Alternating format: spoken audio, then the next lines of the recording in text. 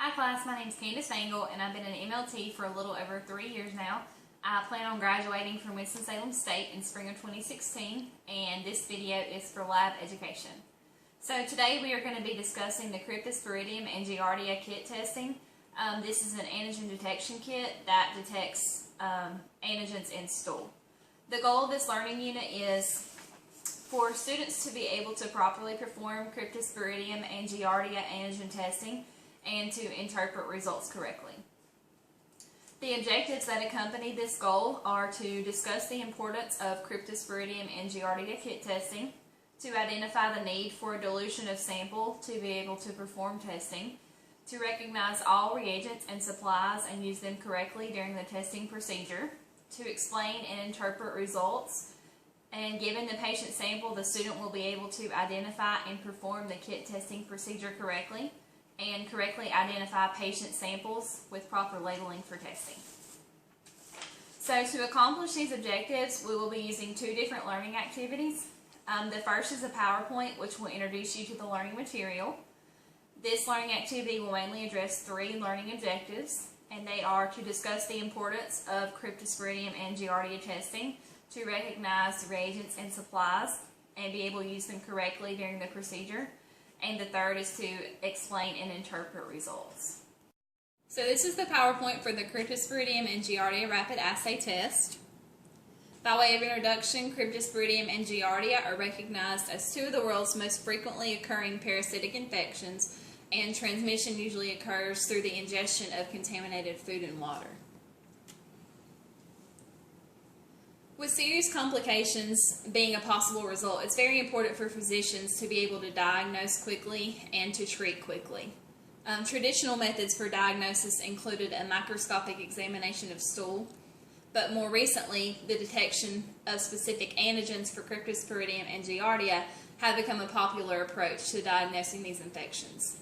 The kit that we're specifically going to be looking at for the next few minutes is the ImmunoCard Stat.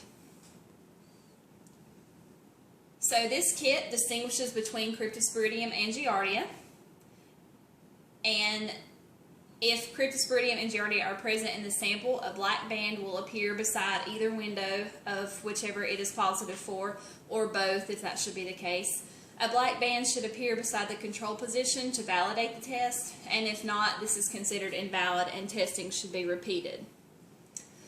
Kit components.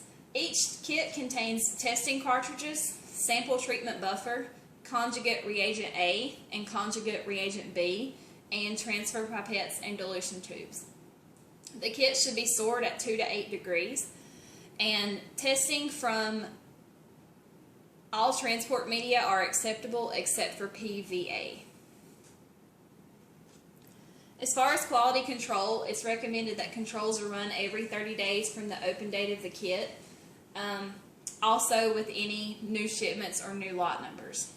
The appearance of the band at the control position, as mentioned before, verifies that the conjugate has been added, and the control line appearing tells you that capillary flow has occurred. The sequence of added reagents is also a control for the technician performing the testing. Reagents are color-coded to help monitor this process. So the sample treatment buffer is clear, which is added to an empty tube. Conjugate reagent A is red, and conjugate reagent B. And this is a control because you can visibly see when each one is added. As far as the test procedure, first you would remove the test device from the pouch and place it on a flat surface. 2 drops of sample treatment buffer are then added to the specimen dilution tube. And then you would use a transfer pipette to aspirate the stool sample. If the stool sample cannot be aspirated, you would need to make a 1:4 dilution. Next, you would mix conjugate reagent A and add 2 drops to the sample tube. And then conjugate reagent B would be mixed and added to the sample tube. And then you would mix the sample. So this will be everything that's been added so far will be mixed or vortexed, and the entire contents of the sample will be added to the testing well. Results are read at 10 minutes, and they are invalid if read after 15.